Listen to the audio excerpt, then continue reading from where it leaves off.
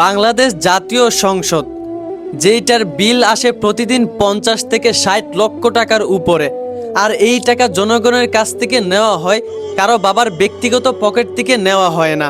এই সংসদের ভিতরে গুরুত্বপূর্ণ কথা হবে দেশটা কিভাবে সুন্দরভাবে পরিচালনা করা হয় সেই পরামর্শ করা হবে, দেশের জনগণকে কিভাবে সুরক্ষিত রাখা যায়, ভালো রাখা যায় সেই পরামর্শ করা হবে।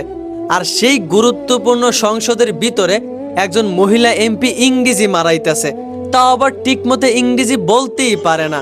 I want to thank Pradhan Mantri from my heart. 1600 square mile of কাঁচা রাস্তা। দেখছেন তার ইংরেজির নমুনা।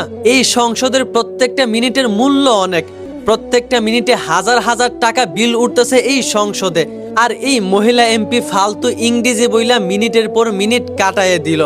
প্রত্যেক মিনিটে হাজার হাজার টাকা খরচ হয় এই সংসদে, আর এই প্রত্যেকটা টাকা নেওয়া হয় জনগণের মাথার ঘাম পায়ে ফেলে কষ্ট করার টাকা, আর সেইখানে মিনিটের পর মিনিট নষ্ট করে দিচ্ছে এরকম ফালতু ইংরেজি বলে। তাও আবার ঠিক মতো যদি ইংরেজি বলতে পারতো তাহলে মেনে নেওয়া যাইতো। আর আমার প্রশ্ন হচ্ছে ইংরেজি বলার দরকারটা কি?